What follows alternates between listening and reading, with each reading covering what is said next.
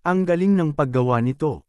Kumuha kami ng 3 walang laman na bote ng gatas na pulbos at binigyan ito ng panibagong buhay sa pamamagitan ng pag-spray ng magagandang oil paint. Siguraduhing protektahan ang iyong mga kamay habang nag-spray.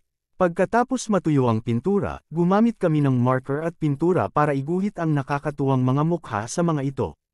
Sunod, nagputol kami ng 12 piraso ng lubid ng kabayo, bawat isa ay may habang 10 sentimetro. Para saan ang mga ito?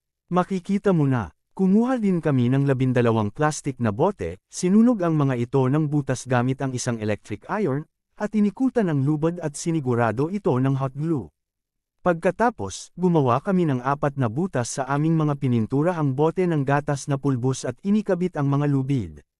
Ito ay naging 4 na daliri ng aming cartoon character. Ngayon, gumawa kami ng mga butas para sa pagpapatulo sa ilalim ng balde. Gamit ang isang recycled na balde ng langis, pinutol namin ang ilalim, pininturahan ito, at ginawa itong isang taniman. Sa huli, nagtanim kami ng magagandang bulaklak, isinabot ang aming kakaibang cartoon hanging basket, at hinangaan ang resulta. Hindi ba ito kaaya-aya? Ipaalam mo sa amin ang iyong iniisip.